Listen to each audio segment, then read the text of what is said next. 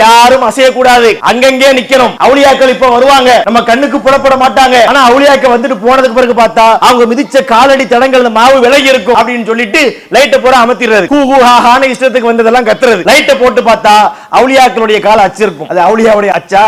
அஜரத்துடைய அச்சு. அஜரத் என்ன செய்வாரு? லைட் அமர்த்தின உடனே இருட்டுக்குள்ள அப்படியே ஒரு ரவுண்ட்ஸ் 360 டிகிரி போய் யூ டர்ன் போட்டு வந்து நின்னுக்குவார். மக்களுக்கு என்ன பார்த்தா அவுலியாக்கள் வந்து விட்டார்கள். சரி, இன்னைக்கு நம்ம இந்த சவாலுக்கு தயார். இருட்டுக்குள்ளே படம் எடுக்கக்கூடிய கேமரா வந்துருச்சு. அதான் இருட்டு திக்கர் பண்ணி அவுலியாக்கள் வர்றாங்க. கேமரால அவுலியாக்கள் தெரியாம கூட இருக்கட்டும், ஆனா அஜரத் நான் தெரிஞ்சு போயிடும், கண்டுபிடிச்சிடலாம். காலல்லதீன கஃபரு லா தஸ்மஊ லிஹாதல் குர்ஆன். அந்த காபிர்கள் பிரச்சாரம் செய்தார்கள், இந்த குர்ஆனை நீங்கள் காது கொடுத்து கேட்டு விடாதீர்கள். அதான் இவங்க சொல்றாங்க. நூஹ் நபி காலத்துல சொன்ன இவங்க சொல்றாங்க. ரசூலுல்லாஹ்வுடைய காலத்திலே இறை மறுப்பாளர்கள் சொன்ன கருத்தை தான் இவர்கள் இன்றைக்கு சொல்லிக் கொண்டிருக்கிறார்கள். ஏன் கேட்காதீங்கன்னு, ஏன் கேளுங்கன்னு சொல்ல வேண்டியதானே? கேளு. நம்ம கொள்கையில நம்ம உறுதியா இருப்போம். நம்ம ஜமாத்து, நம்ம அக்கீதா, நம்முடைய அப்பம்பாட்டை கொண்டு வந்த கொள்கையில உறுதியா இருப்போம். யார வேணா யார் பேச்சு வேணாலும் கேளுன்னு சொல்ல வேண்டியதானே? ஏன் பயப்படுகிறார்கள்? இந்த பேச்சை கேட்டு ஏன் ஓடுகிறார்கள் என்றால் இது சத்தியம். சத்தியத்திற்கு முன்னால் அசத்தியவாதிகளால் நிற்கவே முடியாது. அவர்கள் பெரிய ஆலிம்சாக்களாக இருக்கலாம், மிகப்பெரிய தலப்பா அணிந்திருக்கலாம், ஆலய முக்கிய எடுக்கிற ஜுப்பா அணிந்திருக்கலாம், பழைய கிதாபுகளை அவர் படித்திருக்கலாம், பல்லாண்டு காலம் அரபி கிதாபுகளோடு அவர் உழன்று பிறண்டு எழுந்திருக்கலாம். ஏன் இங்க வந்து நிக்க முடியலன்னா இது சத்தியம், அது அசத்தியம். ஏன் நம்ம அவங்க எதிர்கொள்ள பயப்படுறாங்க அப்படின்னு சொன்னா, இந்த ஏகத்துவத்திற்கு முன்னால் இப்ராஹிம் நபி கொண்டு வந்த இந்த மார்க்கத்திற்கு முன்னால் படைத்த இறைவன் இறக்கி அருளிய இந்த சத்தியத்திற்கு முன்னால் அவர்களால் ஈடு கொடுக்க முடியவில்லை என்பதற்காகத்தான் நம்மை கண்டு அவர்கள் ஓடுகிறார்கள். நம்முடைய பிரச்சாரங்களை கேட்க அஞ்சுகிறார்கள். நம்முடைய பிரச்சாரத்தை கேட்க கூடாது என்று தமக்கு தெரிந்தவர்களை தடுக்கின்றார்கள். அஸ்ஸலாமு அலைக்கும் வரஹ்மத்துல்லாஹி வபரகாத்துஹு. கண்ணியம் நிறைந்த எல்லாம் வல்ல ஏக இறைவனின் நல்லடியார்களே, ஏகத்துவம் ஏற்படுத்திய எழுச்சி எனும் தலைப்பை எனக்கு வழங்கியிருக்கிறார்கள். இஸ்லாமிய மார்க்கத்தினுடைய அடிப்படை லா இலாஹ இல்லல்லாஹ் என்பதையும் முஹம்மதுர் ரசூலுல்லாஹ் என்பதையும் முஸ்லிம்களாக இருக்கிற எல்லோரும் அறிந்து வைத்திருக்கிறோம். லா இலாஹ இல்லல்லாஹ் என்று சொன்னால் வணக்கத்திற்குரிய இறைவன் அல்லாஹு ஒருவனை தவிர யாரும் இல்லை, எவரும் இல்லை. முஹம்மது ரசூலுல்லாஹ் என்றால் முஹம்மது நபி அவர்கள் இறை தூதர் ஆவார்கள். இந்த இரண்டு வார்த்தைகளுக்குள்ளேயே இஸ்லாமிய மார்க்கத்துடைய ஒட்டுமொத்த அடிப்படைகளும் அடங்கி போய் விடுகிறது. இஸ்லாம் என்றாலே ஏகத்துவம் தான். ஏகத்துவம் என்றால் என்ன அப்படின்னா, இறைவனை ஒருவனாக மட்டுமே எடுத்துக்கொள்வது, அந்த ஒருவனையே கடவுளாக நம்புவது, அந்த ஒருவனையே நாம் அனைத்திற்காகவும் சார்ந்திருப்பது, அந்த ஒரு இறைவனுக்கு மாத்திரமே வணக்க வழிபாடுகளை நிறைவேற்றுவது, அந்த ஒரு இறைவனுக்கு இணையாக துணையாக நிகராக யாரையும் கருதுவதில்லை என்பதுதான் லா இலாஹ இல்லல்லாஹ் என்பதனுடைய பொருளாக இருக்கின்றது. இவ்வளவு தெளிவான சித்தாந்தத்தை, அடிப்படைகளை இஸ்லாமிய மார்க்கம் கொண்டிருந்த போதிலும் பல்லாண்டு காலங்களாக பாரம்பரிய முஸ்லிம்களாக வாழுகிறோம் என்று சொல்லுகிற முஸ்லிம்கள் இந்த அடிப்படைகள் அனைத்தையும் புரிந்து வைத்திருக்கின்றார்களா? தங்களுடைய நம்பிக்கையையும் செயல்பாடுகளையும் இஸ்லாமிய மார்க்கம் சொன்ன அடிப்படையிலே அமைத்துக் கொண்டிருக்கின்றார்களா என்றால் பல முஸ்லிம்கள் அந்த நிலையிலே இல்லை என்றுதான் நாம் சொல்ல வேண்டும்.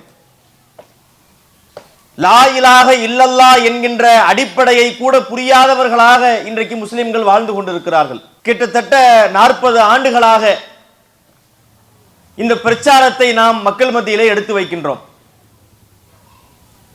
பிரச்சாரத்தை நாம் எடுத்து வைக்கக்கூடிய நேரத்திலே அது மக்களால் பலவாறாக பார்க்கப்படுகிறது. நஜாத்காரன் கூட்டம் போட்டுட்டான், வஹாபிகள் இன்னைக்கு ஒரு கூட்டத்தை கூட்டி இருக்கிறாங்க, அவர்கள் நம்மை பற்றி திட்டி தீர்ப்பார்கள், நம்மை வசைபாட போகிறார்கள் என்றெல்லாம் பலர் நினைக்கின்றார்கள். அது உண்மை அல்ல சகோதரர்களே. யாரை புகழ்பாடுவதற்காகவும் யாரை வசைபாடுவதற்காகவும் நாம் பிரச்சாரத்தை கையிலே எடுப்பதில்லை. இஸ்லாமிய மார்க்கத்துடைய அடிப்படைகளை அல்லாஹ் நமக்கு புரிய வைத்திருக்கின்றான். நாம் அறிந்த மார்க்கத்தை பிற மக்களுக்கு எடுத்து சொல்ல வேண்டிய ஒரு பொறுப்பு நமக்கு இருக்கின்றது.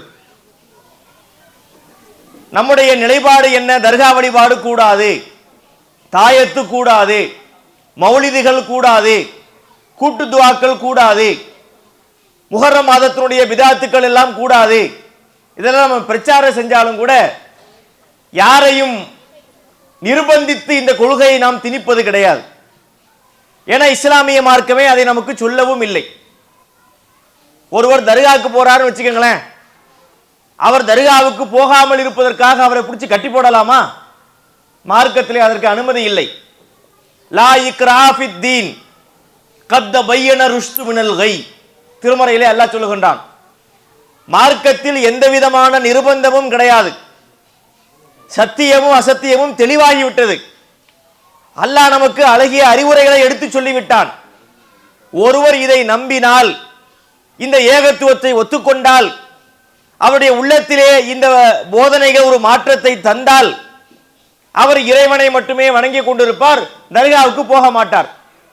ஒருவருக்கு இந்த அடிப்படை புரியவில்லை என்றால் அவர் எந்த தர்காவுக்கும் போவார். அதை நம்ம பிடிச்சி கட்டி போடக்கூடாது, பிரச்சாரம் தான் செய்யணும். திருமறையில இன்னொரு இடத்துல அல்லாஹ் சொல்கிறான், இவையெல்லாம் அல்லாஹ்வுடைய அறிவுரைகள். ஃபமன் ஷாஃபல் யுமின் வமன் ஷாஃபல் யக்ஃபுர், விரும்புகிறவர் இந்த போதனைகளை ஏற்றுக்கொள்ளலாம், விரும்புகிறவர் இந்த போதனைகளை மறுக்கவும் செய்யலாம். அவர் விருப்பம், உங்க இஷ்டம் தான் அல்லாஹ். ஆனா ஒன்னு இருக்குது, யாரு சரியான மார்க்கத்தை ஏற்றுக்கொள்ளவில்லையோ அவர்களுக்கு நரகம் இருக்கிறது, கேள்வி கணக்கு இருக்கிறது. அதையெல்லாம் பார்த்துக்கங்க. பார்த்து நீங்க என்ன செய்யணுமோ செய்யுங்க என்ற முழு சுதந்திரத்தையும் அல்லாஹ் நமக்கு வழங்கிவிட்டான். இங்கே நம்முடைய வேலை என்ன? தமிழ்நாடு தௌஹீத் ஜமாத்தினுடைய பணி என்ன என்றால் மார்க்கத்தை எடுத்து சொல்லுவது மட்டும்தான்.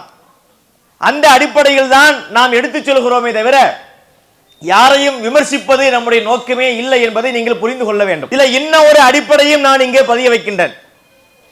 பல கூட்டங்களை நாம் நடத்துகிறோம். சில மக்கள் இதை செவிதாழ்த்தி கேட்பார்கள். சில மக்கள் தப்பி தவறியும் கூட இந்த பக்கம் வந்துடவே மாட்டாங்க. ஆஹா, இவங்க கூட்டம் போட்டிருக்கிறாங்க, அதை கேட்டக்கூடாது, அவங்க ஏதாவது ஒன்று குண்டக்க மண்டக்க பேசுவாங்க, நல்லது மாதிரி பேசுவாங்க, ஆனா கெட்டதா இருக்கும், வாழைப்பழத்திலே ஊசி எட்டுவதை போல பேசுவார்கள் என்றெல்லாம் நம்மை பற்றிய பேச்சுக்கள் இருக்கின்றது. நாம் ஒரு விஷயத்தை தெளிவாக சொல்கிறோம். தமிழகத்திலே எங்களுடைய ஜமாத்தை, எங்களுடைய பிரச்சாரத்தை எதிர்க்கக்கூடியவர்கள், அவர்களுக்கு நாங்கள் என்ன பிரச்சாரம் செய்கிறோம் என்பதே தெரியாது. பல விஷயங்கள் அடிப்படை ஒன்றை தெரிந்திருக்கலாம், பரவலாக நாம் என்ன சொல்கிறோம் என்று தெரியாது. ஏன்? நாம் பேசுகிற பேச்சை அவர்கள் காது கொடுத்து கேட்பதே இல்லை. நம் ஜமாத்தின் சார்பிலே டிஎன்டிஜே பப்ளிகேஷன் என்கின்ற பெயரிலே 80க்கும் மேற்பட்ட புத்தகங்களை நாம் வெளியிட்டிருக்கிறோம். இந்த புத்தகத்திலே ஒரு புத்தகத்தையாவது, அதிலே ஒரு பக்கத்தையாவது அவர்கள் வாசித்திருப்பார்களா? மாதந்தோறும் சத்தியம் முழக்கம் என்கின்ற ஒரு மாத பத்திரிகை நடத்துகிறோம். நடுநிலை சமுதாயம் என்கின்ற சமுதாய பத்திரிகை வாரம் வாரம் வெளிவருகிறது. இதையெல்லாம் அவர்கள் வாசித்திருப்பார்களா? வாசித்தே இருக்க மாட்டாங்க. நம்முடைய பேச்சுக்களை அவருடைய காதுகள் கேட்கவும் இல்லை, நம் எழுத்துக்களை அவருடைய கண்கள் படிக்கவும் இல்லை. நாம் என்ன சொல்கிறோம், நமது நிலைப்பாடு என்ன என்று எதுவுமே தெரியாது. ஆனால் அவர்கள் சொல்கிறார்கள் இவர்கள் சொல்லுவது தவறு என்று. இதை ஏற்க முடிகிறதா? ஒரு மாணவன் எக்ஸாம் எழுதுறாங்க, வாத்தியார் அந்த பேப்பரை கரெக்ஷன் பண்றாரு. கரெக்ஷன் பண்ண எப்படி கரெக்ஷன் பண்ணணும்? 1 மார்க் எழுதியிருக்கிறானா, 2 மார்க்ஸ் எழுதியிருக்கிறானா, 5 மார்க்ஸ் எழுதியிருக்கிறானா, 10 மார்க்ஸ் எழுதியிருக்கிறானா, எல்லா பேப்பரையும் முதல் பக்கத்திலே இருந்து கடைசி பக்கம் வரை திருத்தி அதற்கு மதிப்பெண்களை வழங்கி எல்லாத்தையும் கூட்டி போட்டதுக்கு பிறகு இது ஃபெயில்னு சொன்னா பரவாயில்லை. ஒரு வாத்தியார் ஒரு மாணவனுடைய பேப்பரை வாங்கி திருத்துறார், திருத்தவே இல்லை, முழுசும் பார்க்கவே இல்லை, இது ஃபெயில் தான்ங்கிறார். ஏத்துக்குவோமா? சண்டைக்கு போய் திருத்திட்டு ஃபெயில்னு சொல்லி ஏத்துக்கிறோம்னு போய் நிக்க மாட்டோமா? அந்த மாதிரி தானே இது இருக்கு. எங்க பிரச்சாரத்தை கேட்கிறதே இல்லை, எங்கள் எழுத்துக்களை வாசிக்கிறதே இல்லை, அப்ப நாங்க சொல்றது தப்புன்னு மட்டும் எப்படி சொல்ல முடியுது? அப்ப இதுல ஒரு அவங்க வைக்கக்கூடிய வாதத்திலே ஒரு உண்மைத்தன்மை இல்லை, ஒரு போலித்தனம் இருக்கிறது என்பதை இதில் இருந்தே நாம் அறிந்து கொள்ள முடியும். இதுல இன்னும் ஒண்ணு நீங்கள் பார்க்கலாம். நாம் பிரச்சாரங்கள் செய்யக்கூடிய நேரத்திலே ஒன்று சொல்லுவார்கள். அதற்கு பல விதங்களில் டிஸ்டர்ப் பண்றதுக்கு என்னென்ன வேலைகள் முடியுமோ அதை செஞ்சு பார்ப்பாங்க. அதுல ஒன்று சொல்லுவாங்க, இந்த தெருவில் ரஜாத்காரன் கூட்டம் போட்டிருக்கிறான், வஹாபி கூட்டம் போட்டிருக்கிறான், அங்கே போயிடாதீங்க, அதை கேட்டுறாதீங்க அப்படிம்பாங்க. இது யாரு செய்த பிரச்சாரம் தெரியுமா? கடந்த காலங்களிலே காபிர்கள் செய்த பிரச்சாரம். நூஹ் நபி அவர்கள் பிரச்சாரத்தை எடுத்து வைத்த போது என்ன அந்த சமுதாய மக்கள் செஞ்சாங்க? திருமறை குர்ஆன்ல இருக்குதுங்க. 71வது அத்தியாயம் சூரத்து நூஹ்னே ஒரு அத்தியாயம் இருக்கு. அந்த அந்த அத்தியாயத்தை படிச்சு பாருங்க. இறை தூதர் நூஹ் அலைஹிஸ்ஸலாம் அவர்கள் மிகச்சிறந்த இறை தூதர். 950 ஆண்டு காலம் வாழ்ந்தவர். லபிஸ ஃபீஹிம் அல்ஃப சனத்தின் இல்லா 50 ஆமா. நூஹ் நபி அவர்கள் அச்சமூக மக்களிடத்திலே 1000 ஆண்டுகள் வாழ்ந்தார்கள், 50 நீங்களாக. அப்பனா 950 ஆண்டு காலம், 9.5 நூற்றாண்டு காலம் நூஹ் நபி அந்த சமுதாய மக்கள் மத்தியிலே வாழ்ந்தாங்க. அழைத்தார்கள், காலையிலே அழைத்தார்கள், பகலிலே அழைத்தார்கள், இரவிலே அழைத்தார்கள். சும்ம தஅவுத்து கௌமி லைலம் வ நஹாரா, இறைவா என் சமூக மக்களை நான் இரவு பகலாக அழைத்து பார்க்கிறேன். ஃபலம் யஸிதுஹும் துஆஇ இல்லா ஃபிராரா, எனது அழைப்பு அவர்களின் ஓட்டத்தை அதிகப்படுத்துகிறது. தாவா பண்ணாலே ஓடிடுறது, நின்னு கேட்கறது இல்ல. அப்புறம் போய் தாவா பண்றாங்க. ஜஅலு அஸாபியஹும் ஃபீ ஆதானிஹிம், அந்த மக்கள் என்ன செஞ்சாங்க? நூஹ் நபி பிரச்சாரம் பண்ணும்போது அந்த சமூக மக்கள் என்ன செஞ்சாங்களா?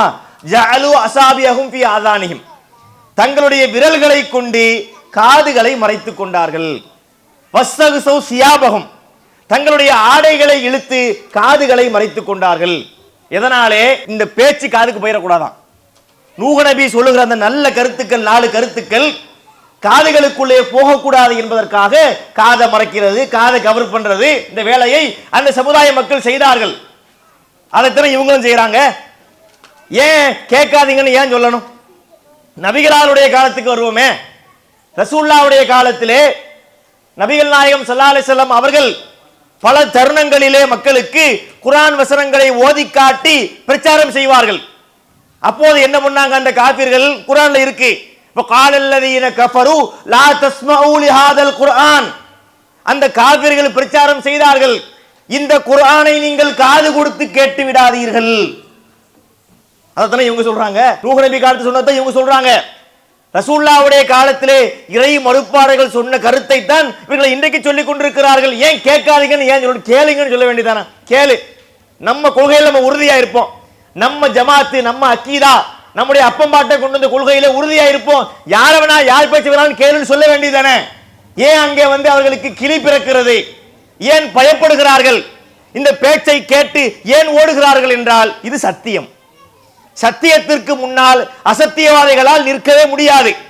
அவர்கள் பெரிய ஆலிம்சாக்களாக இருக்கலாம், மிகப்பெரிய தலப்பா அணிந்திருக்கலாம், ஆலய முக்கிய எடுக்கிற ஜுப்பா அணிந்திருக்கலாம், பழைய கிதாபுகளை அவர் படித்திருக்கலாம், பல்லாண்டு காலம் அரபி கிதாபுகளோடு அவர் உழன்று பிறண்டு எழுந்திருக்கலாம். ஏன் இங்க நிக்க முடியலன்னா இது சத்தியம், அது அசத்தியம். ஏன் நம்ம அவங்க எதிர்கொள்ள பயப்படுறாங்க அப்படின்னு சொன்னா, இந்த ஏகத்துவத்திற்கு முன்னால், இப்ராஹிம் நபி கொண்டு வந்த இந்த மார்க்கத்திற்கு முன்னால், படைத்த இறைவன் இறக்கி அருளிய இந்த சத்தியத்திற்கு முன்னால் அவர்களால் ஈடு கொடுக்க முடியவில்லை என்பதற்காகத்தான் நம்மை கண்டு அவர்கள் ஓடுகிறார்கள். நம்முடைய பிரச்சாரங்களை கேட்க அஞ்சுகிறார்கள். நம்முடைய பிரச்சாரத்தை கேட்க கூடாது என்று தமக்கு தெரிந்தவர்களை தடுக்கின்றார்கள். இதை அவர்கள் சிந்திக்க வேண்டும். இப்ப நாம சொல்வது என்ன? அவர்களை விட்டுவிட வேண்டும். அவர்கள் அல்லாஹ்விடத்திலே பதில் சொல்லட்டும். நாம் சொல்லுவது பொதுமக்களுக்கு சொல்லுகிறோம், பாமர மக்களுக்கு சொல்லுகிறோம். யாரோ ஒருத்தருடைய பேச்சை கேட்டு அவர்களுக்கு பின்னால் சென்று கொடிய நரகத்திலே நீங்கள் விழுந்து விடக்கூடாது. இந்த மாதிரி மக்களை மீட்டெடுப்பதற்காகத்தான் நாங்கள் பிரச்சாரங்களை நடத்துகிறோம். வேற ஒரு நோக்கமும் கிடையாது. இன்னைக்கு ஞாயிற்றுக்கிழமை மற்ற சமுதாய மக்கள், நம்ம டிஎன்டிஜேவை சாராத மற்ற மக்கள்லாம் பீச்சில் நிற்பாங்க. அவங்க பார்த்தா கடத்தெருவில் போவாங்க, பீச்சுக்கு போவாங்க, குடும்பத்தோடு அழைத்து கொண்டு இன்ப சுற்றுலா சென்று விடுவார்கள். அப்ப நமக்கு வாரத்திலே கிடைக்கக்கூடிய இந்த ஞாயிற்றுக்கிழமை இருக்கு பாருங்க, இது ஒரு மாதிரியான நாள். பேஸ்புக்ல ஒன்று படித்தேன். அதாவது வாரமெல்லாம் வேலை பார்த்து விட்டு ஞாயிற்றுக்கிழமை ஒரு நாள் தான் விடுமுறை எடுக்க வேண்டும் என்று நினைக்கிற கணவன், வாரமெல்லாம் வீட்டிலே இருந்து விட்டு ஞாயிற்றுக்கிழமையாவது வெளியிலே போகலாமா என்று வெளியே நினைக்கக்கூடிய மனைவி, ரெண்டுமே சண்டே. கணவனுக்கு 6 நாள் வேலை, இந்த ஒரு நாள் ஓய்வு வீட்டில் இருக்குன்னு அவன் நினைக்கிறான். மனைவிக்கு என்ன, வீட்டிலேயே கிடக்கிறோம் 6 நாள், இன்னைக்கு சண்டே, இன்னைக்காவது வெளியே போகலாம். இந்த 2 பேருக்கு மத்தியிலே முட்டி மோதக்கூடிய சண்டே தான், சண்டே நடக்கக்கூடிய நாள் தான் சண்டே அப்படின்னு போட்டிருந்தான். அழகான கருத்து தான். அப்ப அந்த நாளையும் கூட அந்த நம்முடைய சொந்த விஷயங்களை விட்டுவிட்டு இந்த தெருவுல நின்று பேச வேண்டிய அவசியம் என்ன? பேசி முடிச்ச உடனே எனக்கு பல ஆயிரங்களை பொட்டலமாக கட்டி கையிலே தரப்போகிறார்களா? அல்லது வந்திருக்கக்கூடிய மக்களுக்கு மிகப்பெரிய பொருளாதார உதவி செய்ய போகிறார்களா? ஒண்ணுமே கிடையாது.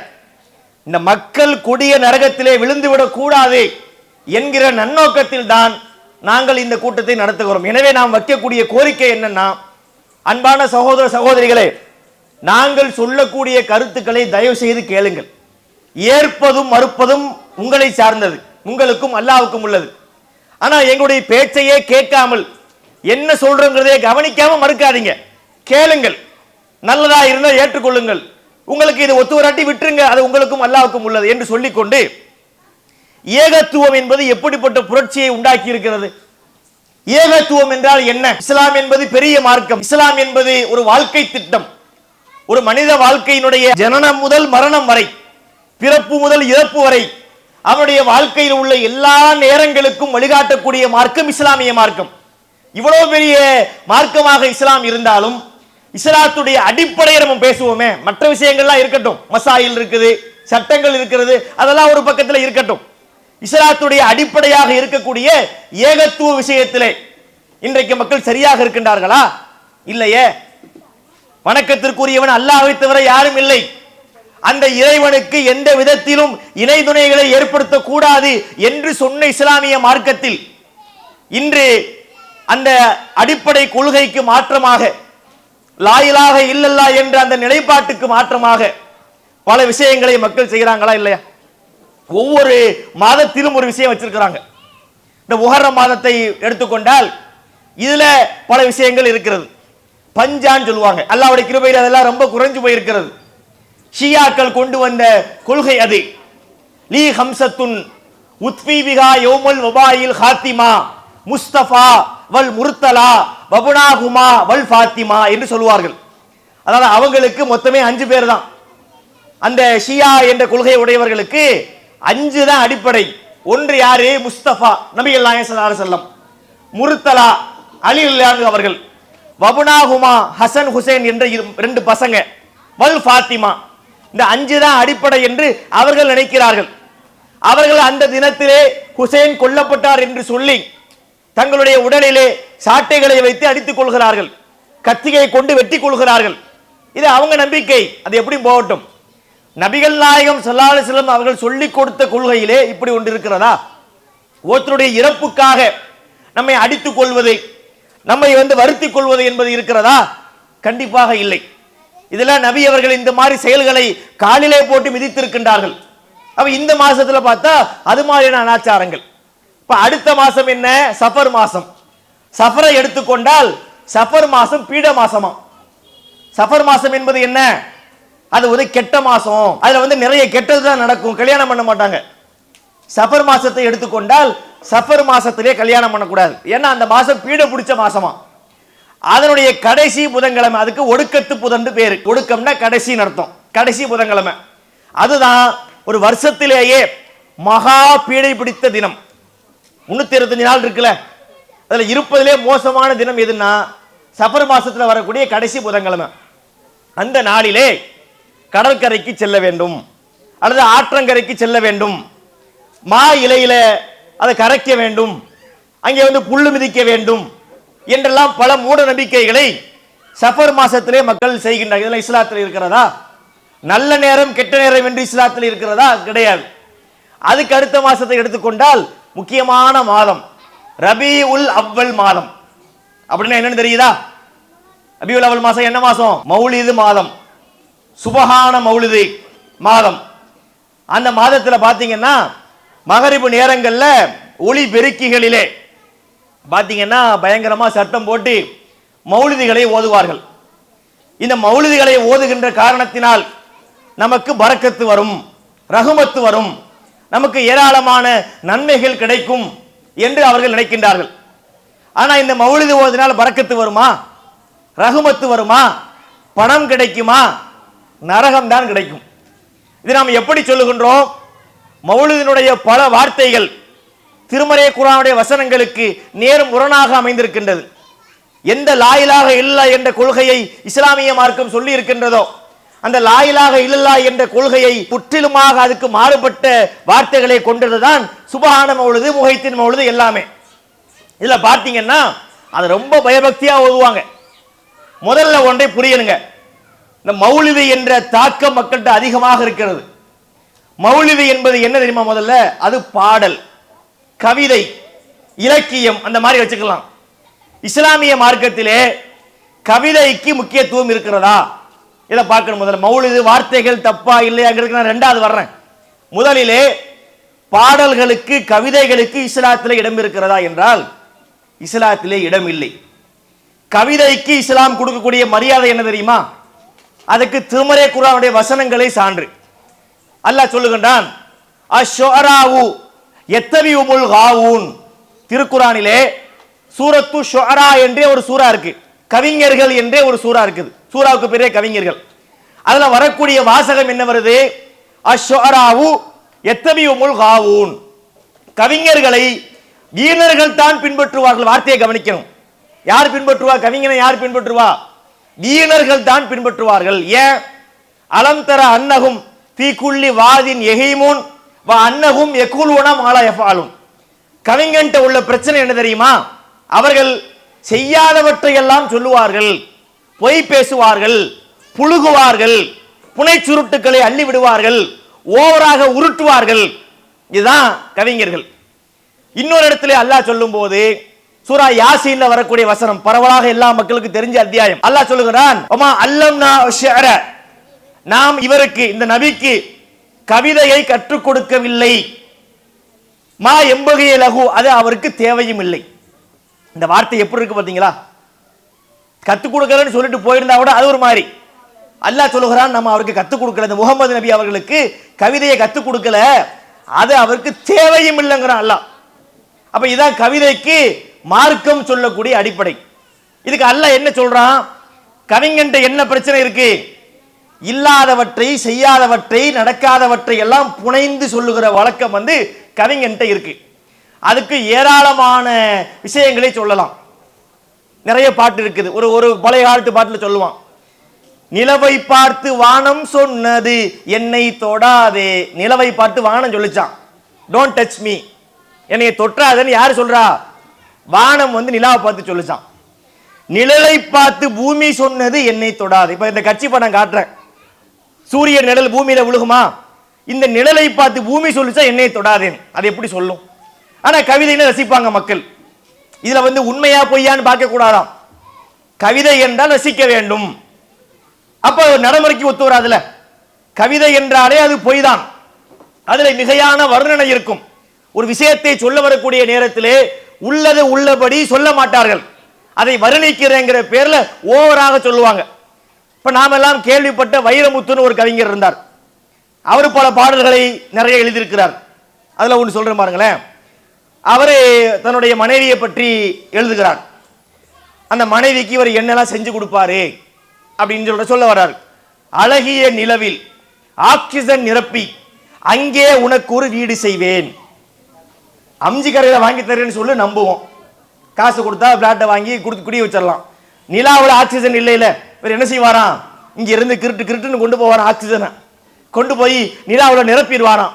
அங்கே கொண்டு போய் மனைவியை கொண்டே வைப்பாராம். மேகத்தை பிடித்து மெத்தைகள் அமைத்து மெல்லிய பூ உன்னை தூங்க வைப்பேன். ஒரு இலவ மஞ்சு பெட்டு, ஒரு குர்லான் பெட்டு, அல்லது ஒரு சமுக்காலம், ஒரு பாய், ஒரு மேட்ரஸை விரிச்சு படுக்க வச்சாருன்னு நம்பலாம். மேகத்தை எப்படி பிடிப்பாரு, அதை எப்படி மெத்த செய்வாரு கேட்டா அது இலக்கியம் வாங்க, அது கவிதை. அது பரவாயில்லை. தூக்கத்தில் மாது வேர்க்கின்ற போது நட்சத்திரம் கொண்டு நான் துடைப்பேன்.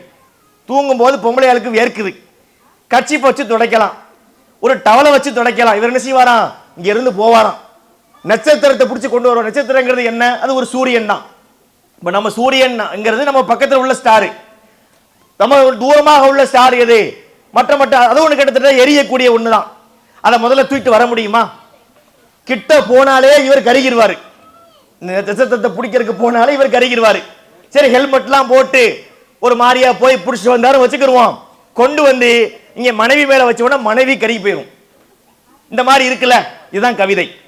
அப்ப இது ஒரு பாட்டுக்கு ரசிப்பதற்கு ஓகே, நடைமுறைக்கு ஒத்து வருமான ஒத்து வராது.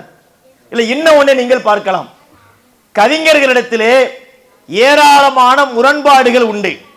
சாதாரண பேச்சில் வரக்கூடிய முரண்பாடுகளை விட கவிஞர்களுடைய பேச்சிலே நிறைய முரண்பாடுகள் இருக்கும். வேற வேற கவிஞரை விடுங்க, ஒரே கவிஞர் வைரமுத்துவே இன்னைக்கு எடுத்துருவோமே, அவர் ஒரு பாட்டு படிக்கிறார்.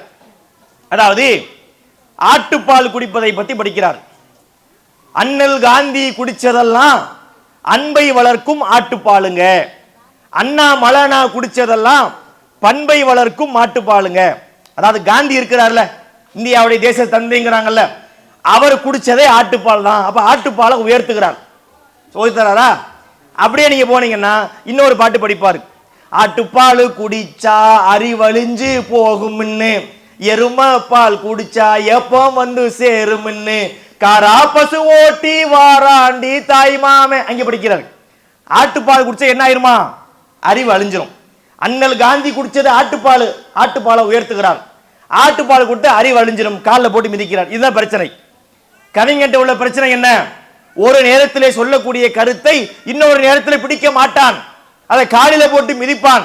இது மாதிரியாக ஏகப்பட்ட பொய்கள் கவிதையிலே உண்டு. இதை நாம் சொல்லவில்லை, அவர்களே ஒத்துக்கொண்டார்கள். பொய்யிலே பிறந்து பொய்யிலே வளர்ந்த புலவர் பெருமானின் படிச்சாங்களா? கண்ணுக்கு மையழகு கவிதைக்கு பொய்யழகு, அவனே படிச்சானா? ஏன் கருத்தை விட்டுருங்க, அவனே சொல்றான் கவிதைனா பொய்ன்னு. அப்ப இந்த பொய்களும் முரண்பாடுகளும் நிறைந்திருக்கக்கூடிய இதை கொண்டு உருவாக்கப்பட்ட மௌலுது வணக்கமாக இருக்க முடியுமா? இது முதல் கேள்வி. இங்க இதை வைத்துக்கொண்டே மௌலுதுக்கு நீங்க மூடி போட்டு கோஸ் பண்ணி போட்டலாம். இந்த பிரச்சனை இருக்குதா? இது ஒண்ணு இருக்குது. இன்னும் ஒண்ணு பாத்தீங்கன்னா, இந்த மௌலுது பாடல்களை பள்ளிவாசல்ல படிக்கிறாங்கல்ல, அதை படிப்பதற்காக அவர்கள் தேர்ந்தெடுக்கின்ற ராகம் எப்படி இருக்குன்னா, எல்லாமே சினிமா பாட்டு ராகங்களாக இருக்கிறது.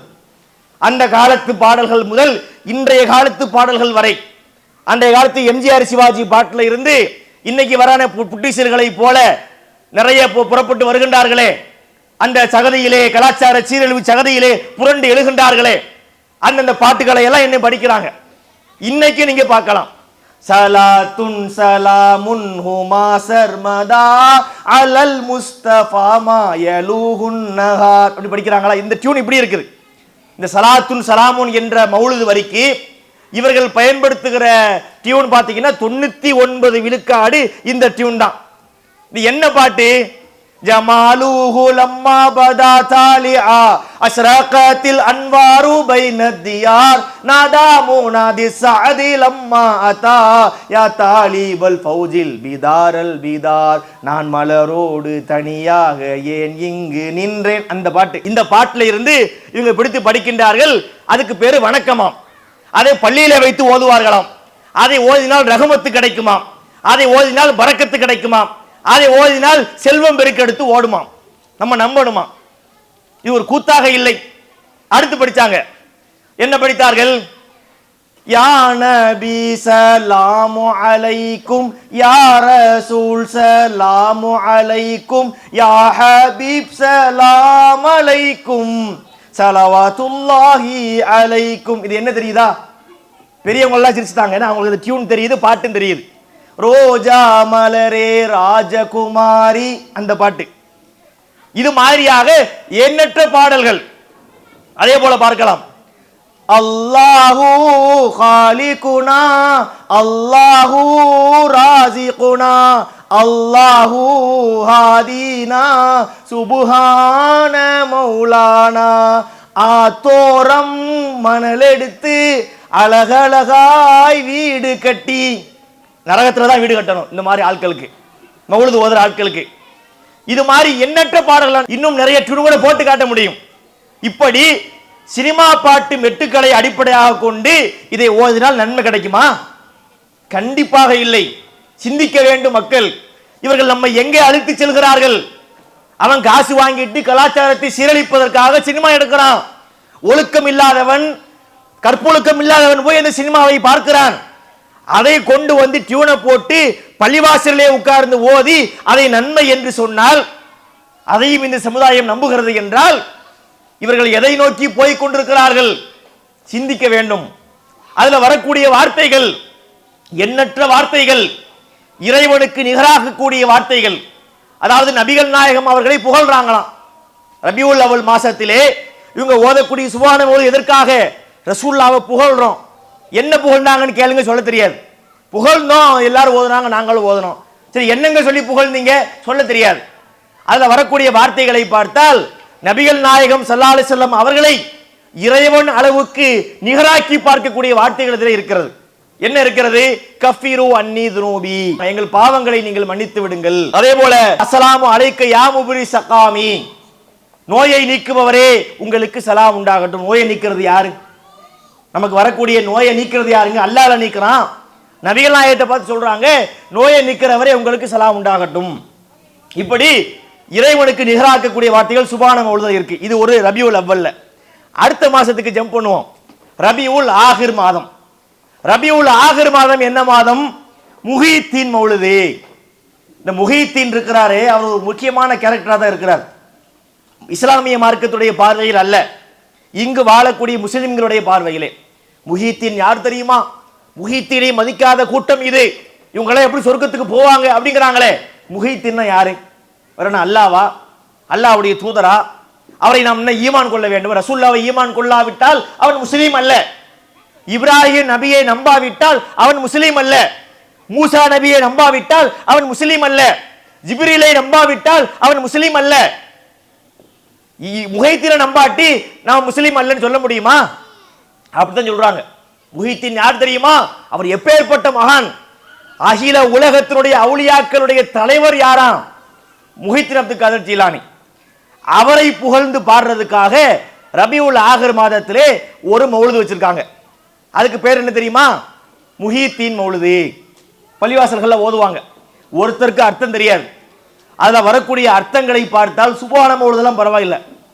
சுப்ஹான மௌலுதுல நபிகள் நாயகத்தை அல்லாஹ்வுக்கு ஈக்குவலாக்குறாங்கன்னு சொன்னமே, அதையெல்லாம் தாண்டி பன்மடங்கு போய் முஹித்தீனை கொண்டு போய் அல்லாஹ் அளவுக்கு வைக்கிறாங்க. அவரை மிகப்பெரிய மகானா காட்டுறாங்க. அத பாருங்களேன். இதுகும் மகுர்ரத்து சியாம் காலத்துலகும் தாத்துல் ஃபிதாம் லம் யல்கமில் யௌம குலாம் சதியன் லஹா அஹ்லல் முராத். இப்படி தான் ஓதுவாங்க பள்ளிகள்ல. இது ட்ரெடிஷனலான டியூன். இந்த வயசானவங்க உட்கார்ந்துக்கிட்டு இப்படி ஓதுவாங்க. இதுக்கு என்ன அர்த்தம் தெரியுமா?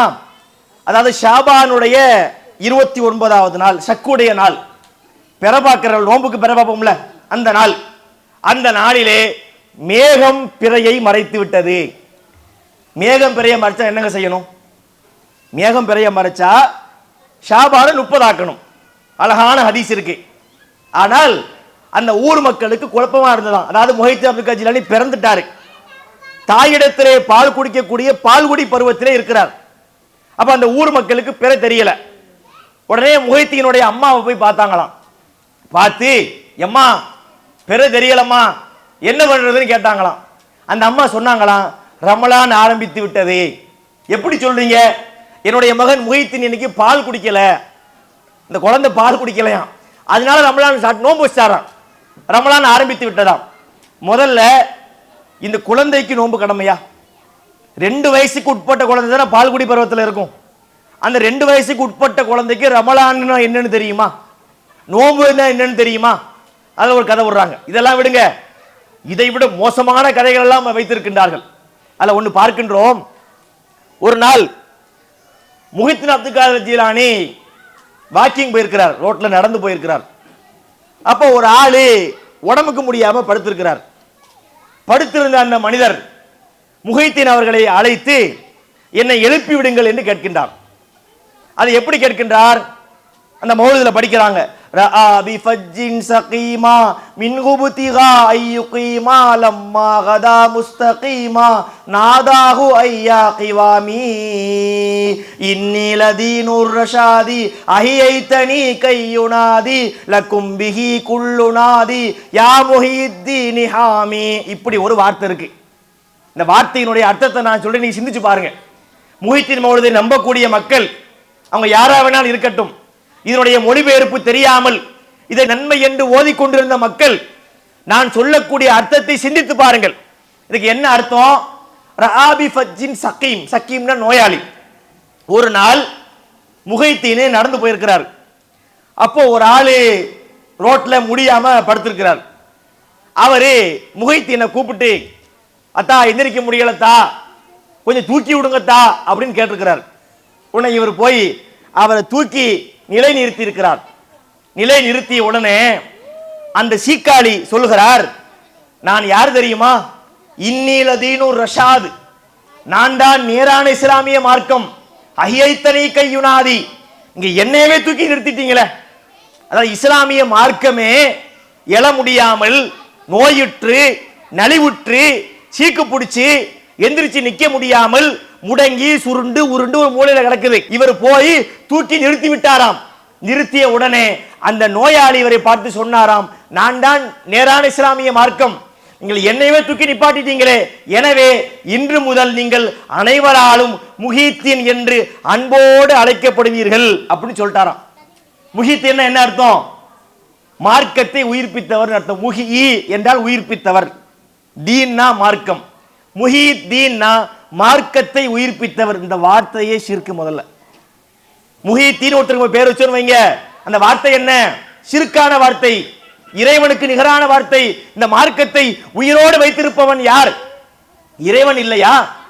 அந்த தன்மையை போய் ஒரு மனுஷனுக்கு கொடுத்து இந்த இவர் தான் வந்து மார்க்கத்தை உயிர்ப்பித்தார் என்று சொன்னால் லா இலாஹ இல்லல்லாஹ் கிடையாது, அங்கே முஹம்மது ரசூலுல்லாஹ்வும் கிடையாது, அங்கே முஸ்லிம் என்ற அந்த லேபிளுக்குள்ள அவர்கள் வரமாட்டார்கள். சிந்திக்க வேண்டாமா? எப்படிப்பட்ட மோசமான நச்சு கருத்து என்று பாருங்கள் வைத்திருக்கின்றார்கள். முஹித்தீன் மௌலூதுல ஏராளமா வைத்திருக்கின்றார்கள். அதே போல யா குத்துபான்னு ஒண்ணு இருக்குது, இந்த முஹித்தீனுக்காக ஓதக்கூடிய யா குத்துபா, அதுல ஒண்ணு வச்சிருக்கிறாங்க பாருங்களேன். அதுல ஒண்ணு சொல்லுவாங்க, வமயுனாது சிமி அல்ஃபம் பி கல்வதிஹி அஸ்மம் பி ஹிம்மதிஹி ஷர்மன் லிஹஃபவதிஹி அஜப்தஹு முஸ்ரிஅம் மின் ஜலி தஅவதிஹி ஃபல்யது யா அப்துல் காதிர் முஹியத்தீன். இப்படி ஒன்று படிப்பாங்க. இதுக்கு என்ன அர்த்தம் தெரியுமா? அதாவது முஹித்தீன் சொன்னாராம், வமயுனாது சிமி, யார் என்னுடைய பெயரை சொல்லி அழைப்பாரோ, அல்ஃபன், அல்ஃப்னா 1000, 1000 முறை என்னுடைய பெயரை சொல்லி அழைக்கணும். இவங்க போடுற கண்டிஷன்லாம் பார்த்தீங்கன்னா எல்லாமே வில்லங்கமான கண்டிஷனா இருக்கும். எப்படி அழைக்கணும்? அதாவது அவரு ஹல்வத்திஹி, ஹல்வத்துனா என்ன? தனிமையில இருக்க வேண்டும், யாரும் கூட சேர்க்க கூடாது, சிங்கிளா இருக்கணும், மிங்கிள் ஆயிடக்கூடாது, தனியா இருக்கணும், இருட்டுக்குள்ள இருக்கணும், கண்ணுல தூக்கம் இருக்கணும் ஆனா தூங்க கூடாது. மாதிரி வில்லங்கமான நேரத்திலேயே அவுலியாக்கள் வர்றாங்க. நல்ல தெளிவோடு இருக்கும்போது வர வேண்டியதானே. முதல்ல அவுலியாவுக்கு இருட்டுக்குள்ள என்ன வேலை நம்ம கேட்கணும். ஏன் அவுலியாக்களையா இருட்டுக்குள்ள வராங்க? இப்படி வர வேண்டியதானங்க. இப்படி ஒரு சபை, நான் 4 லைட் போட்டிருக்கிறோம், கேமரா இருக்குது, மக்கள்லாம் பாக்குறாங்க. இங்க வந்து அவுலியா வந்து குதிரையில அப்துல் காதர் ஜிலானி வந்து இங்க படார்னு குதிச்சு என்னை சட்டையை பிடிச்சி ஒரு ஏத்திட்டுமே என்னையோட இல்லைன்னு சொன்னேன் அப்படின்னு சொன்னா நம்ம போறோம் நம்ம எல்லாரும். இதுல இன்னொன்னு என்னன்னா, அதாவது ஒரு காரியத்தை நம்ம யார்கிட்ட நிரூபிச்சு காட்டணும். சிம்பிளா கேட்கிறேன், ஒரு விஷயத்தை நம்ம யார்கிட்ட நிரூபிக்கணும்? யார்கிட்ட நிரூபிக்கணும்? மறுக்கிறவன்ட்டு நிரூபிக்கணும். ஏத்துக்கிட்டவன் ஆல்ரெடி ஏத்துக்கிட்டான், என்னை இல்லைன்னு சொல்றது யாரு? நான் வர்றேன். ஏன் வரமாட்டாங்க? இருந்தா தானே வருவாங்க.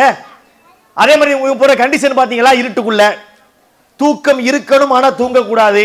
ஏன் இப்படி கண்டிஷன் போறாங்க? அதே மாதிரி ஒன்று போடுவாங்க, இந்த பூரியா பாத்தியான்னு ஒண்ணு உண்டு, அதுவும் குறிப்பாக டெல்டா மாவட்டங்கள் இது நிறைய உண்டு. பூரியா பாத்தியானா என்ன? அது ஒரு பாத்தியா ஓதுவாங்க. ஜாஃபர் சாதிக்கு கிஸ்ஸாம் பாத்தியான்னு அதுக்கு பேர் இருக்கு.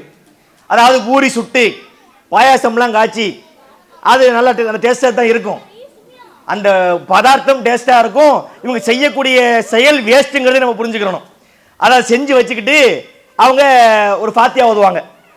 அதுல பாத்தீங்கன்னா அதுல ஒரு நடைமுறை இருக்குது. என்ன நடைமுறைன்னு சொன்னா, பூரி சுட்டு பாயாசம்லாம் காய்ச்சி ஆப்பிள் பேரிச்சம்பழம் அந்த மாதிரி சில பதார்த்தங்கள் அவுளியாக்களுக்கு பிடிச்ச டிஷ்ஷெல்லாம் இருக்கு, அதெல்லாம் ரெடி பண்ணி ஒரு ரூமுக்குள்ள வச்சு பூட்டிடணுமா. பூட்டிய கதவுக்குள்ளே அவுளியாக்கள் காட்சி தருவார்கள். காட்சி தந்த அவுளியாக்கள் பூரியை பிரிச்சு ஒரு மேய்வாங்க, பாயாசத்தை ஒரு குடி குடிப்பாங்க அப்படின்னு சொல்றாங்கல்ல. சரி, பூரியை உள்ள வச்சு பூட்டுறதுக்கு முன்னாடி எண்ணெய் வைப்போம். பூரிங்கிறது என்ன, கவுண்டபிள் நவுன் தானே, அது எண்ணக்கூடிய பொருள் தான், அன்கவுண்டபிள் இல்ல. எண்ணி வைக்க 100 பூரி எண்ணி வைக்க முடியும். எண்ணி வச்சு பூட்டியாச்சு. அவுளியாக்கள் வர்றாங்க, சாப்பிட்டு போயிட்டாங்க. மறுபடியும் போய் ரீகவுண்ட் பண்றோம், மறுபடியும் எண்ணி பார்க்கிறோம். 90 பூரி இருந்தால் 10 பூரி அவுளியாக்கள் அடிச்சுட்டாங்கன்னு புரிஞ்சுக்கலாம். அப்படின்னு கேட்டா எண்ணி பார்க்க கூடாது. கண்டிஷனை பாருங்களேன், பூரியை எண்ண கூடாதாம், வானம் பார்க்க கூடாது. பூமி மேல கட்டியிருப்பாங்க, இந்த பூரியை வைக்கக்கூடிய இடத்துல பாத்தீங்கன்னா பூரிக்கு மேலே ஒரு கட்டு கட்டி இருப்பாங்க. வானம் பார்க்க கூடாதாம், பூமி பார்க்க கூடாதாம், பூரியை எண்ண கூடாதாம். அவுளியாக்கள் வந்து சாப்பிடுவாங்களாம். இந்த கண்டிஷனே ஒரு வில்லங்கமா இல்ல? அதே மாதிரி அப்துல் காதர் ஜிலானி எப்போ வருவாரு, இருட்டுக்குள்ள வருவாரு, தனியா இருந்தா தான் வருவாரு. சரி, இருட்டுக்குள்ளேயே வரட்டுமா என்று பார்த்தா அதுக்கு ப்ரூஃப் கிடையாது. இன்னொன்னு சொல்லுவாங்க, இருட்டு திக்கிரன்னு ஒண்ணு இருக்குது. இருட்டு திக்கிரன்னு என்ன தெரியுமா, ஒரு பள்ளிவாசல்ல ஒரு இடத்துல அதுக்கு ஹல்கான் அதுக்கு பேரு இருந்து கொண்டு லைட்டை பூரா அமர்த்திடுவாங்க. ஹூ ஹூ ஹூ, நான் சொல்ற ஒரு திட்டுற மாதிரி இருக்கு. இது ஒரு வழி திக்ரு அவங்களுக்கு. என்னது, ஹூங்கிறது ஒரு திக்ரு, அஹு அஹு அஹுங்கிறது ஒரு திக்ரு. அஹுனா என்ன, அல்லாஹ்ல வரக்கூடிய முதல் எழுத்து அ, கடைசி எழுத்து இஹு, அதை சுருக்கி அஹுன்னு ஓதுறோம் நாங்க. நம்ம சும்மா இருப்போமா? நம்ம நிறைய கேள்வி கேட்டோம். ரஹ்மானுக்கு முதல் எழுத்து ரா, கடைசி எழுத்து இன், ரன் ரன்னு செய்வேன்னு கேட்டோம். அதே போல ரஹீமுக்கு முதல் எழுத்து ரா, கடைசி எழுத்து இம், ரம் ரம்முன்னு டாஸ்மாக்கு போது இங்க வந்து ஏன் கேட்கறேன்னு சொல்லிடுவான். இப்படிலாம் கேள்வி கேட்ட உடனே ஓடிப்பிட்டாங்க. இப்படி யார திக்கர்கள் பண்றாங்க. இதுல பாத்தீங்கன்னா இருட்டு திக்கர்னு பேர். இதுல அவுளியாக்கள் சபைக்கு வருவாங்களாம். அப்ப அஜரத்து வந்து ஒரு ட்ரிக் பண்ணுவாரு, மாவை கொட்டிடுவாரு. யாரும் அசையக்கூடாது, அங்கங்கே நிக்கணும். அவுளியாக்கள் இப்ப வருவாங்க, நம்ம கண்ணுக்கு புலப்பட மாட்டாங்க. ஆனா அவுளியாக்கள் வந்துட்டு போனதுக்கு பிறகு பார்த்தா அவங்க மிதிச்ச காலடி தடங்கள் அந்த மாவு விலகி இருக்கும் அப்படின்னு சொல்லிட்டு லைட்டை பூரா அமர்த்திடுறது. ஹூ ஹூ ஹா ஹான இஷ்டத்துக்கு வந்ததெல்லாம் கத்துறது. லைட்டை போட்டு பார்த்தா அவுளியாக்களுடைய கால அச்சு இருக்கும். அது அவுளியாவுடைய அச்சா, அஜரத்துடைய அச்சு. அஜரத் என்ன செய்வாரு, லைட் அமர்த்தின உடனே இருட்டுக்குள்ள அப்படியே ஒரு ரவுண்ட்ஸ், ஒரு 360 டிகிரி போய் யூ டர்ன் போட்டு வந்து நின்னுக்குவாரு. மக்களுக்கு என்ன பார்த்தா அவுளியாக்கள் வந்து விட்டார்கள். சரி, இன்னைக்கு நம்ம இந்த சவாலுக்கு தயார். இன்னைக்கு இருட்டுக்குள்ளே படம் எடுக்கக்கூடிய கேமரா வந்துருச்சு. ராத்திரி அதாவது இப்ப வெளிச்சத்துல படம் எடுக்குதுல அந்த கேமரா இருப்பதை போல இருட்டுக்குள்ளே படம் எடுக்கக்கூடிய கேமராக்கள் விஞ்ஞானம் கண்டுபிடிச்சிருச்சு. நம்ம சவால் வர்றோம், யாராவது இருட்டு திக்கர் பண்ணி அவுளியாக்கள் வர்றாங்க, கேமரால அவுளியாக்கள் தெரியாம கூட இருக்கட்டும், ஆனா அஜர்த்து நான் தெரிஞ்சு போயிடும், கண்டுபிடிச்சிடலாம். கேட்டா இதை சவாலுக்கெல்லாம் ஒத்து வர மாட்டோம். இது இதே பொய்ன்னு தெரியல. இந்த மாதிரி விஷயத்துக்கெல்லாம் யார் ஓடுகின்றார்களோ, ஒளிகின்றார்களோ, பதுங்குகின்றார்களோ அவங்ககிட்ட சத்தியம் இல்லை, அசத்தியம் தான் மண்டி கிடக்கிறதுன்னு அர்த்தமாகாதா? அப்ப முஹித் அப்துல் ஜிலானிங்கிற பேர்ல எத்தனை விதமான விஷயங்களை உண்டாக்கி வைத்திருக்கின்றார்கள்.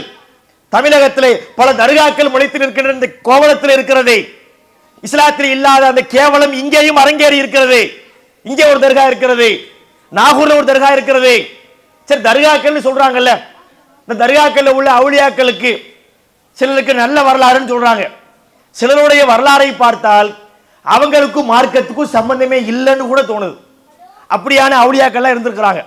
இப்ப நாகூர்ல இருக்கிறார்ல யாரு, சாவுல மீது நாயகம், அவர்கிட்ட போய் பிள்ளை கேட்கிறாங்க. பிள்ளை கேட்டு நேர்ச்சி பண்ணுவாங்க, அவுளியாவே எங்களுக்கு பிள்ளை கிடையாது, நீங்க எங்களுக்கு பிள்ளை கொடுத்தால் அந்த பிள்ளைகளுக்கு நாகூர் பிச்சைன்னு பேர் வைக்கிறோம். அதாவது நாகூர் ஆண்டவர் பிச்சையா கொடுத்தாராம், அந்த பேரை வைக்கிறாங்கிறாங்கல்ல. அல்லாதான் பிள்ளை தர்றவன். முதல்ல என்ன நம்ம கேட்கிறோம்னா, நாகூர்ல அடங்கி இருக்கிறார்ல அவருடைய வரலாறு என்ன சொல்லுதுன்னா, அவருக்கு திருமணமே ஆகல. திருமணமாக அவர் அவுளியாவா இருக்க முடியுமா? நபி அவர்கள் என்ன சொன்னாங்க, மன் ரகிபான் சுன்னத்தி பலைச மின்னின்னு சொன்னாங்களா இல்லையா? யார் என்னுடைய வழிமுறையை புறக்கணிக்கிறாரோ அவர் என்னை சார்ந்தவர் அல்ல.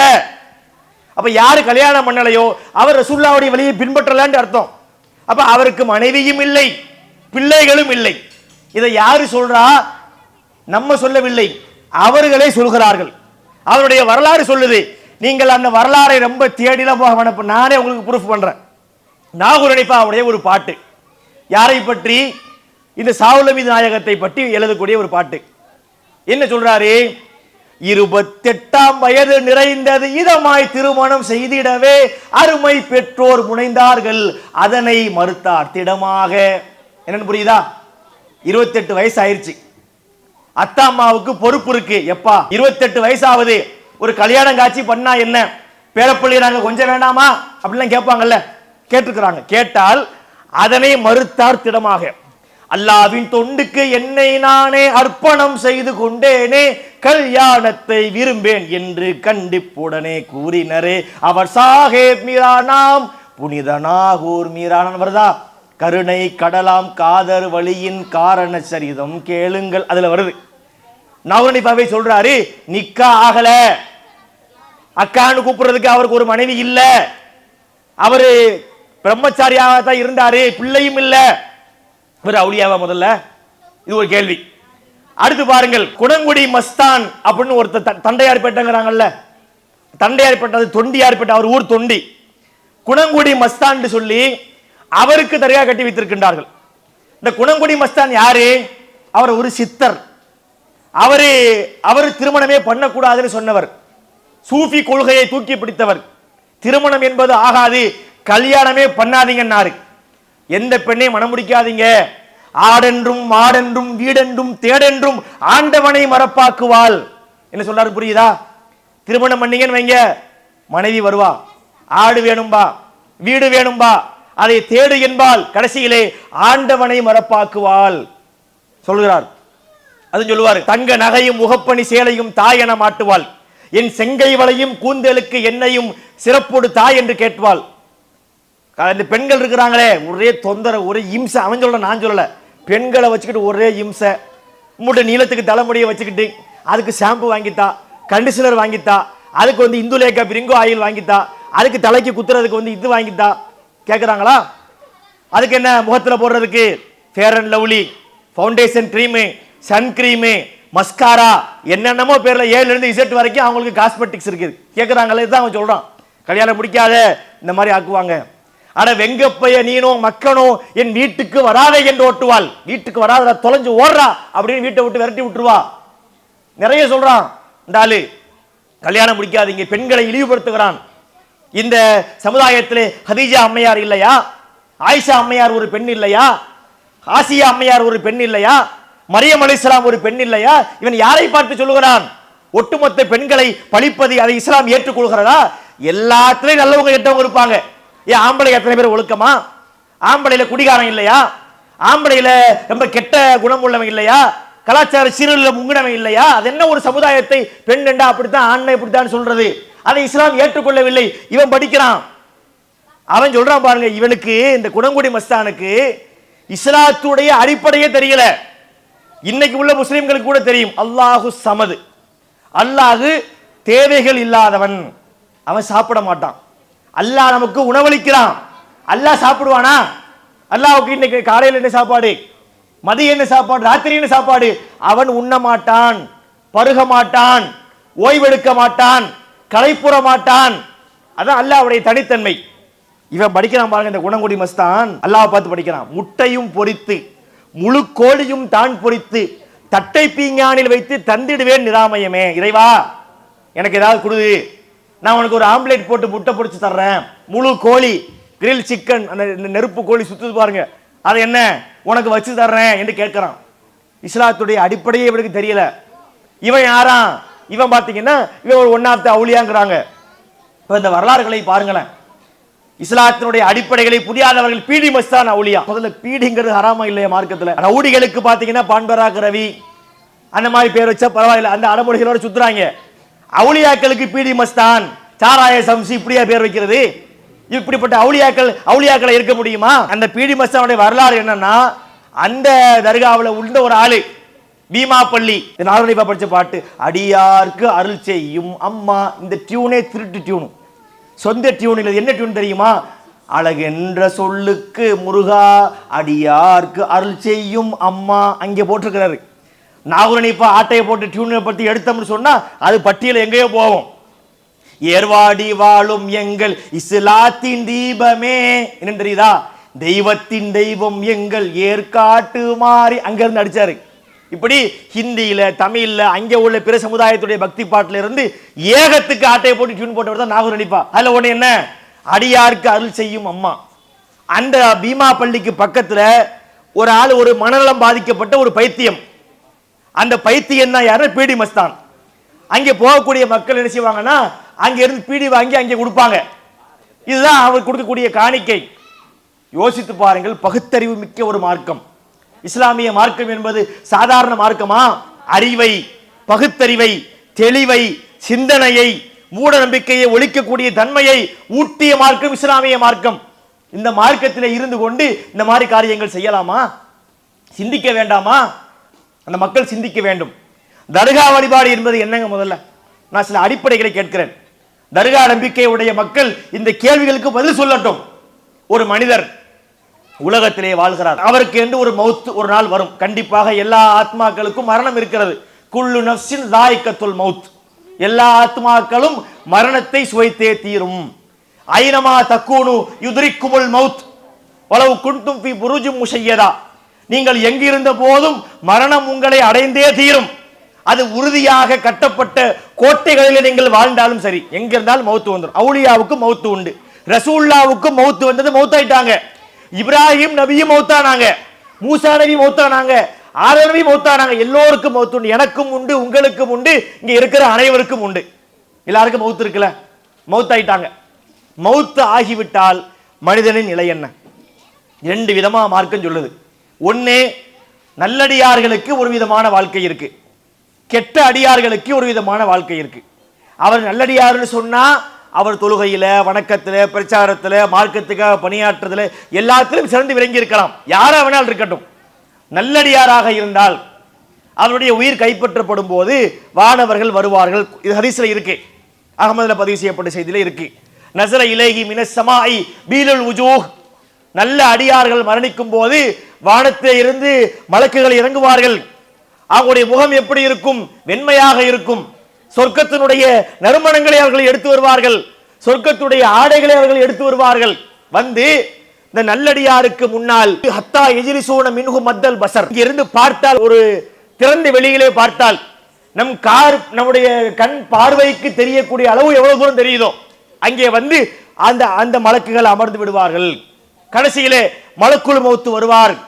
இந்த அடியாரை பார்த்து வாழ்த்து சொல்லுவார், அவருடைய உயிரை கைப்பற்றுவார். அந்த உயிர் எப்படி கைப்பற்றப்படும்? ஒரு தோல் பையிலே இருந்து தண்ணீர் வழிந்தோடுவதை போல இலகுவான முறையிலே அந்த உயிர் கைப்பற்றப்படும். கைப்பற்றப்பட்டு அது அவருக்கு கபர் வாழ்க்கை எப்படி ஆரம்பிக்கும்? கபர் வாழ்க்கை வந்தாச்சு, கபர்ல அடக்கம் பண்ணியாச்சு. அடக்கம் பண்ணிய உடனே மலக்குமார்கள் வருவார்கள். முன்கர் நக்கீர் என்ற பெயருடைய மலக்குகள் வருவார்கள். வந்து அவன்கிட்ட கேள்வி கேட்பாங்க, நல்லடியாற்ற, மன் ரப்புக, உன்னுடைய இறைவன் யார்? அவன் பதில் சொல்வார், ரப்பி அல்லான்னு சொல்லுவார். இன்னும் சில கேள்விகளை கேட்பாங்க, ரசூல்லா பத்தி எல்லாம் கேட்பாங்க. அவர் எல்லா கேள்விகளுக்கும் பதிலளிப்பார். உடனே அவருக்கு சொல்லப்படும், அடியாரே, அல்லாவின் அடியாரே, இதோ உங்களுக்கு உரிய நரகம். முதல்ல நரகத்தை காட்டுவாங்க, இது உங்களுக்கு உரிய நரகம். நீங்கள் பாவம் செய்திருந்தால், தீமைகள் செய்திருந்தால் நரகத்துக்கு போயிருப்பீங்க, ஆனா நீங்க அப்படி செய்யல, அதனால உங்களுக்கு சொர்க்கம் என்று இரண்டாவதாக அவர்களுக்கு சொர்க்கம் காட்டப்படும். காட்டப்பட்டு அவர் வெற்றி அடைந்து விட்டார். இப்ப இவர் என்ன செய்வாராம்? கபூர்ல இருந்து கிளம்புவாராம், புறப்பட ரெடியா வாராம். எங்கெங்க போறீங்க? வீடு வரைக்கும் போய் எங்க சொந்தக்காரங்கிட்ட போய் இந்த நற்செய்தியை சொல்ல போறேன் என்று அவர் புறப்படுவார். அனுமதி வழங்கப்படுமா? வழங்கப்படாது. அப்போது அவர் அங்கே தூங்க வைக்கப்படுவார். என்ன சொல்லி தூங்க வைக்கப்படுவார்? அந்த ஹதீஸ்ல வருகிறது, நம் க நௌமத்தில் அரூஸ், இதான் சொல்ற வார்த்தை. நம்மனா தூங்குன்னு அர்த்தம். அரூஸ்னா என்ன? புது மாப்பிள்ளைன்னு அர்த்தம். புது மாப்பிள்ளை தூங்குவதை போல நீ உறங்கு என்று சொல்லப்படும். நம்ம கூட இந்த தர்காக்காரங்கிட்ட கேட்டோம், எங்க சந்தன கூடுங்கிறீங்க, உருசுங்கிறீங்க, அதுக்கு ஆதாரம் இருக்குதா? ஹதீஸ்ல கொண்டு வாங்கன்னு கேட்டோம். இதை சொன்னாங்க, நமக்கு நௌமத்தில் அரூசுன்னு இருக்குல்ல, அரூசுன்னு இருக்கு, உருசுண்டா இருக்கு. சரி, அரூசுக்கு என்ன அர்த்தம்? புது மாப்பிள்ளைன்னு அர்த்தம். நீங்க கொண்டு வரீங்களா உருசு, அதுனா புது மாப்பிள்ளையா? என்னத்தையாவது சொல்றது, கேட்டு அப்புறம் மாட்டிக்கிறது. இந்த மாதிரிலாம் அவங்களுடைய பிரச்சனைகள் இருக்கிற நீங்க பார்க்கலாம். அதில் பார்த்தீங்கன்னா புது மாப்பிள்ளையை போல உறங்க வைக்கப்படுறாரு. எது வரைக்கும் உறங்க வைக்கப்படுறாரு? கியாமத் வரைக்கும். ஒரு நல்லடியார் கேள்வியெல்லாம் கேட்கப்பட்டு அவருடைய கபர் விசாலமாக்கப்பட்டுரும். அவர் தூங்குவார். சாதா தூக்கம் அல்ல, புது மாப்பிள்ளை தூக்கம். புது மாப்பிள்ளைக்காரன் விடியஞ்சா தூங்குவான் பாருங்க, ஒரு முரட்டு தூக்கம் தூங்குவான். ஏங்க சோறு இருக்குங்க, எங்க அம்மா உங்களுக்காக வேண்டி கறியெல்லாம் ஆக்கியிருக்கிறாங்க, பூரியெல்லாம் சுட்டுருக்குறாங்க, எது வருவானா? அவன் பாட்டு தூங்குவான், ஆழ்ந்த தூக்கம்.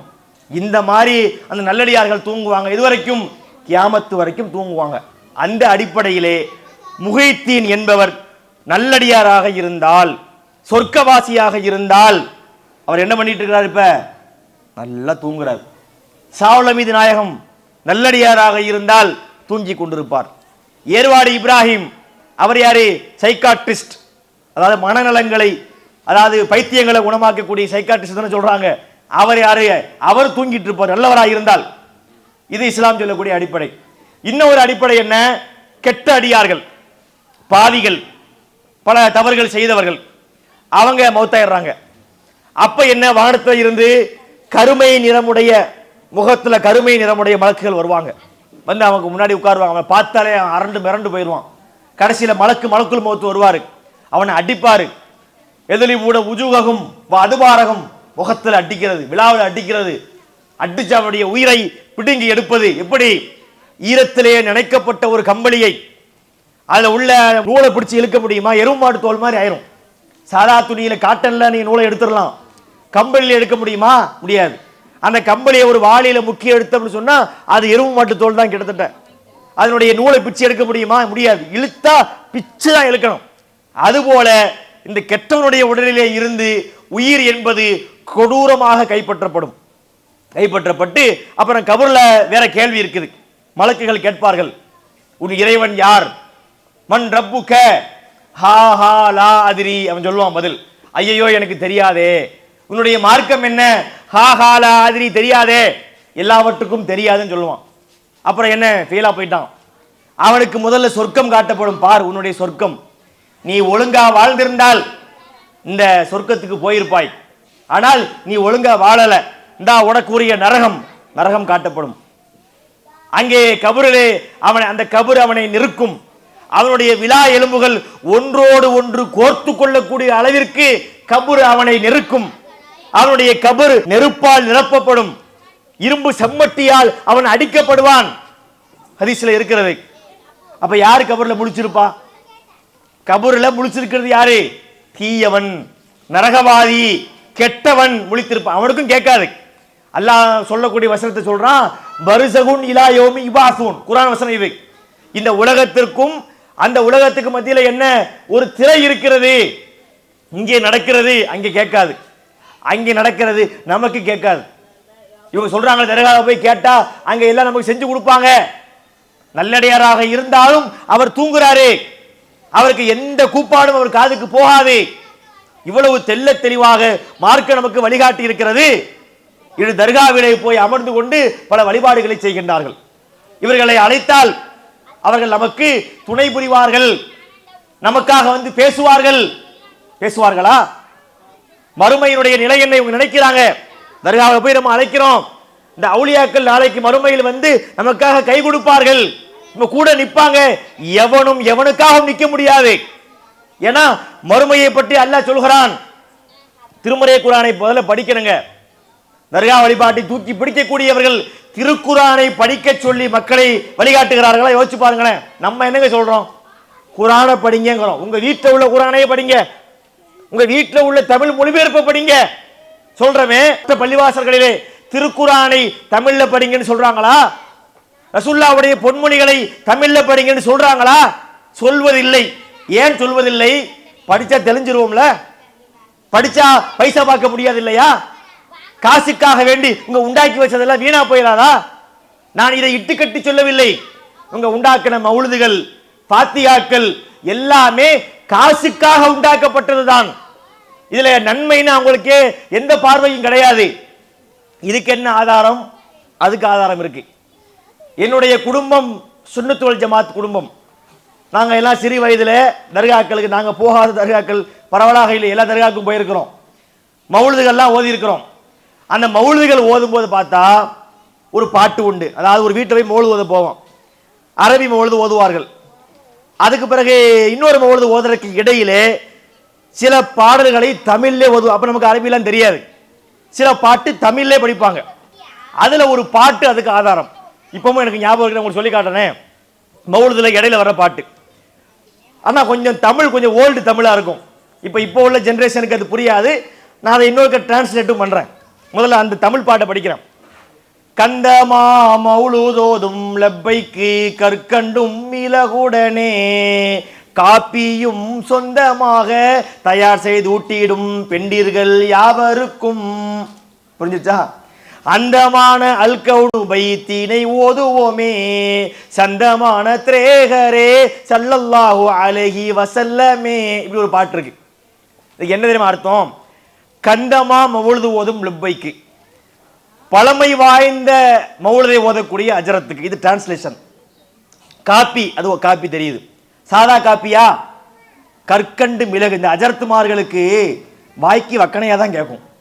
சாதா காப்பி அதெல்லாம் குடிக்க மாட்டார்கள். கற்கண்டு மிளகு அப்படி திப்பிலி எல்லாம் போட்டு என்ன செய்யணும்? காப்பி ரெடி பண்ணணும். கடையில் வாங்கலாமா? சொந்தமாக ஃப்ரம் யுவர் கிச்சன், உங்களுடைய கைப்பக்குவத்திலே நல்ல தண்ணி கிண்ணி ஊத்திராம கொல கொலண்டு நல்ல விலை உயர்ந்த புரு காப்பி மாதிரி ஒரு காப்பியை போட்டு, கேப்பச்சினோவா என்னமோ பேர்லாம் சொல்றாங்க இல்லைங்க, அந்த மாதிரி ஒரு ஸ்டாண்டர்ட் காஃபி கேட்குறாங்க. கொடுத்தால் அந்த காஃபி நீங்க எங்களுக்கு கொடுத்தீங்கன்னு வைங்க, நாங்க என்ன செய்வோம்? அந்தமான அல்கவுனு பைத்தினை ஓதுவோம். அதனால அந்தமான அல்கவுனு சொன்னா அல்கவுனு பைத் ஆரம்பிக்குது. அல்கவுனு கதலா அல் அலாவஸ்தனார் யா மௌலிதில் ஹாதி வ தாபல் கரார் ஒரு பாட்டு இருக்கு. நீங்க எங்களுக்கு காப்பி போட்டு கொடுத்தீங்கன்னா நாங்க இந்த மௌலுது வரியை உங்களுக்கு டெடிகேட் பண்ணுகிறோம். இதுதான் டிரான்ஸ்லேஷன். இப்போ எதுக்குன்னு தெரியுதா? நீங்க மௌலுது எதுக்கு வச்சாங்க?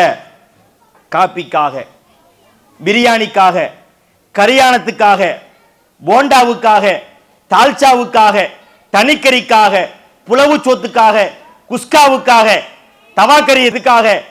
இதுக்கு உண்டாக்கப்பட்டதா மௌலுது. வேற என்ன?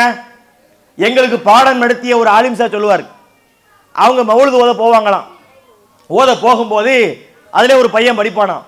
எப்படின்னா, சல்லூபினா பிஹ்திமாமி ஆலா ஷஃபீல் அனாமி ஹபீபி முஹ்யல் இதாமி அலைஹி, இப்படி போகும் அந்த பாட்டு. இவன் படிப்பானா, இந்த ஒரு சேட்டக்கார பையன். சல்லூபினா பிஹ்திமாமி சாயாவை கொண்டு வா மாமி. அம்மா எவ்வளவு நேரம் கத்துறோம், ஒரு டீயை போட்டு கொண்டாமா. அப்ப எதுக்குன்னு புரியுதா? இவர்கள் அதை வணக்கமாக செய்யவில்லை. எந்த அஜரத்தாவது தாயத்து போடக்கூடிய அஜரத்து தன் பிள்ளைக்கு தாயத்து போடுவதுண்டா? எந்த அஜர்த்துமார்களாவது தங்கள் வீட்டிலே மௌலுது ஓதுவதுண்டா? எந்த அஜர்த்துமார்களாவது தர்காவுக்கு நன்கொடை கொடுத்ததுண்டா? அதையும் நம்மள மட்டும் வாங்குறாங்க. நன்மை தானே. தர்காவுக்கு நீங்கள் காசு கொடுத்தால், நன்கொடை கொடுத்தால், அப்படி இப்படி உங்களுக்கும் தேவை தானே. அஜர்த்து முதல்ல 10,000 ரூபாய் எழுதுங்க, நாங்க பின்னாடி எழுதுன்னு கேட்டு பாருங்க, அதெல்லாம் எங்களுக்கு அல்லாஹ் கொடுத்துருவாங்க. அப்ப தெரியுதா இது எதற்காக உண்டாக்கப்பட்டது? எல்லாம் காசுக்காக உண்டானது. நம்மகிட்ட பைசா பார்க்கறதுக்காக இங்க உண்டாக்குனாங்களே தவிர அதுல எந்த வணக்கமும் இல்லை. அதிலே வழிகேடு தான் நிறைந்திருக்கிறது. வழிபாடா? மௌலுது என்பது வழிபாடா? தர்கா என்பது வழிபாடா? எல்லாம் வழிகேடு.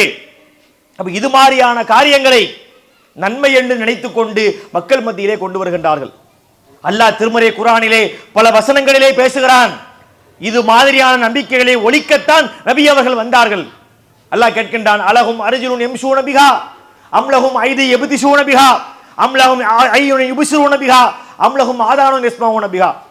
அல்லாஹ்வை விட்டு இவர்கள் யாரையெல்லாம் அழைக்கின்றார்களோ அவர்களுக்கு நடக்கின்ற கால்கள் உண்டா? பிடிக்கின்ற கைகள் உண்டா? பார்க்கின்ற கண்கள் உண்டா?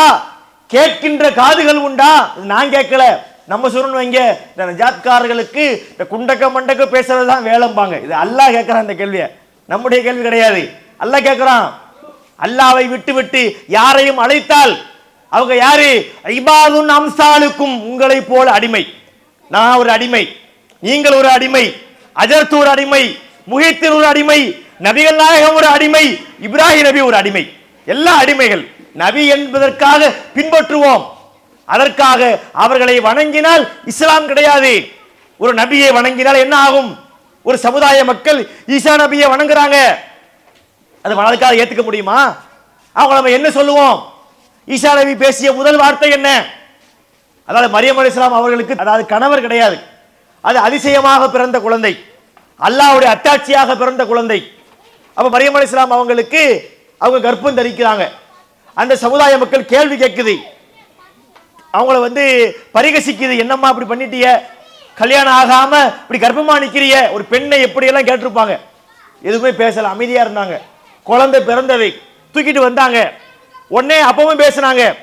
மரியம் அலைஹிஸ்ஸலாம் அவர்கள் அஷாரத்து இலைஹி, பதில் பேசவில்லை, அந்த குழந்தையை நோக்கி சைகை செய்தார்கள். அப்போது அந்த மக்கள் கேட்டார்கள், கைஃப நுகல்லிமு மன் கான ஃபில் மஹதி சபியா, ஏமா தொட்டியில உள்ள பிள்ளை எப்படிமா பேசும் அப்படின்னாங்க. உடனே ஈசா நபி பேசினார்கள். அந்த சமுதாய மக்கள்கிட்ட ஈசா நபி பேசின முதல் வார்த்தை என்ன? கால இன்னி அபுதுல்லா, குழந்தை, பச்சிலம் குழந்தை, பிறந்த குழந்தை. ஈசா நபி பேசுறாங்க. என்ன பேசினார்கள்? இன்னி அபுதுல்லா, நான் அல்லாவின் அடிமை. பேசின ஃபர்ஸ்ட் வார்த்தையை பாத்தீங்களா? நம்ம கவனிக்க வேண்டியது என்ன? ஈசா நபி பேசிய முதல் வார்த்தை என்ன? இன்னி அபுதுல்லா, நான் அல்லாவின் அடிமை.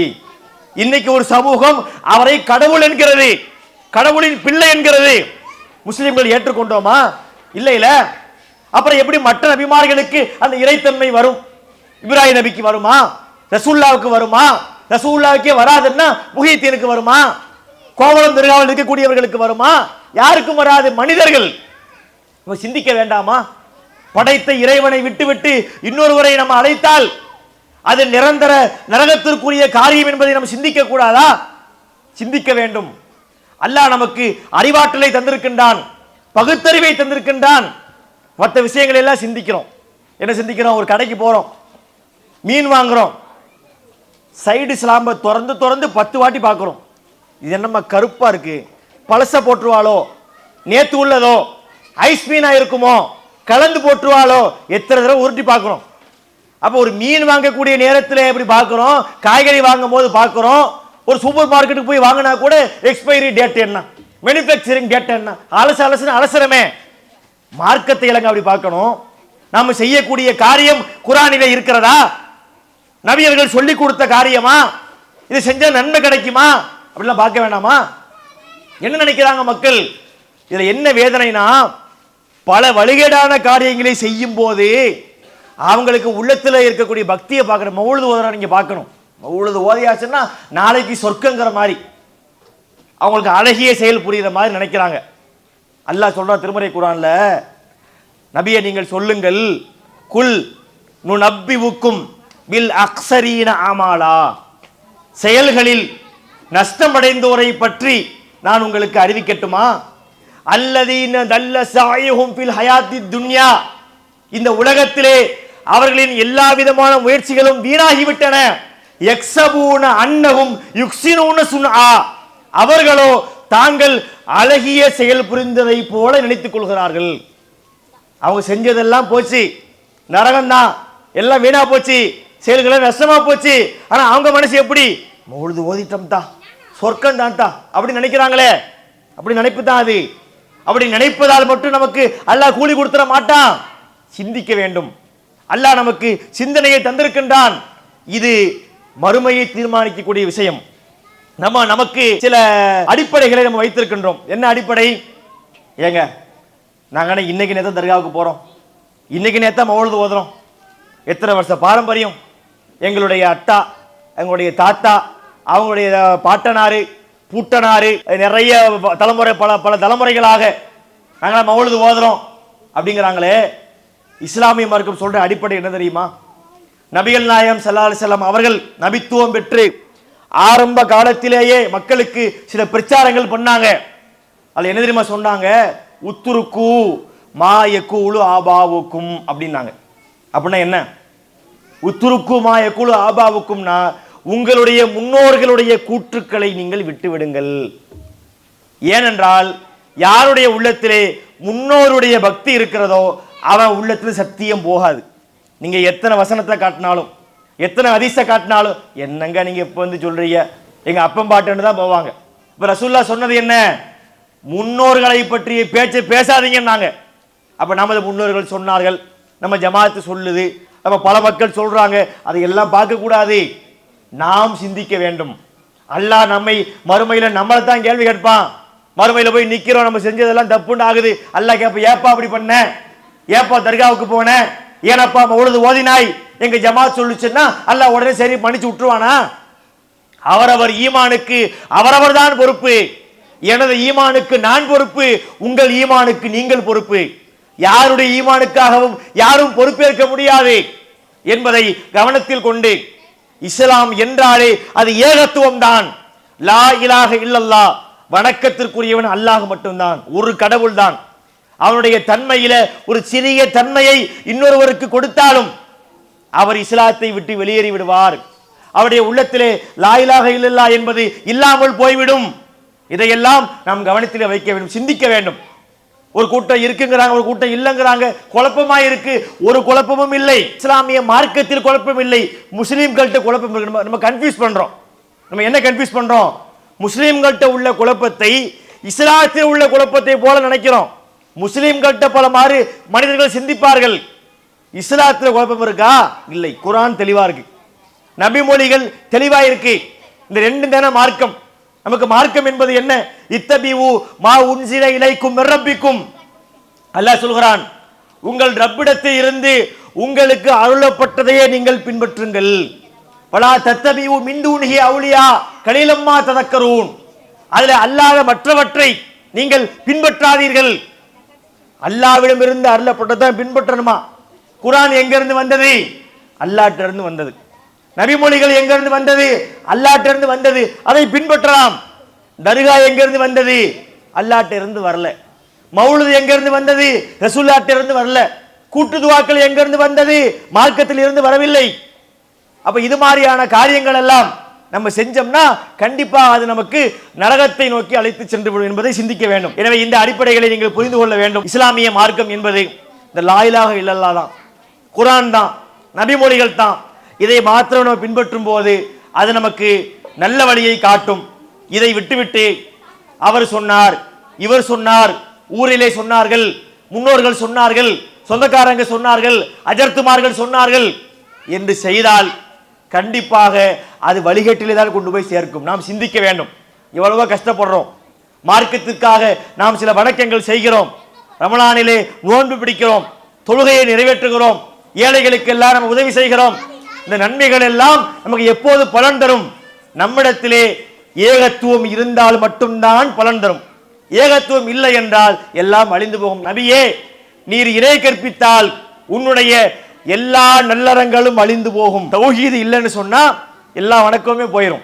அதை கவனத்தில் வைத்துக்கொண்டு என்றைக்கும் ஏகத்துவவாதியாக வாழ வேண்டும். அல்லாஹ்வை மாத்திரமே வணங்கி வழிபட வேண்டும். அல்லாஹ்வும் தூதரும் சொல்லித்தர சட்டங்களை மட்டுமே பின்பற்ற வேண்டும். அப்படி சரியான இஸ்லாத்தை நம் வாழ்க்கையிலே கடைபிடித்து முஸ்லீம்களாகவே வாழ்ந்து முஸ்லீம்களாகவே உலகை விட்டு பிரிகின்ற நல் வாய்ப்பினை, பாக்கியத்தினை அல்லாஹ் நம் அனைவருக்கும் வழங்குவானாக என்று கூறி என் உரையை முடித்துக் கொள்கின்றேன். அஸ்ஸலாமு அலைக்கும் வரஹ்மத்துல்லாஹி வபரகாத்துஹு. இஸ்லாம் மற்றும் சமுதாய செய்திகளை அறிந்து கொள்ள தமிழ்நாடு தௌஹீத் ஜமாஅத் யூடியூப் பக்கத்தை உடனடியாக சப்ஸ்கிரைப் செய்து கொள்ளுங்கள். மேலும் பெல் பட்டனையும் கிளிக் செய்து கொள்ளுங்கள்.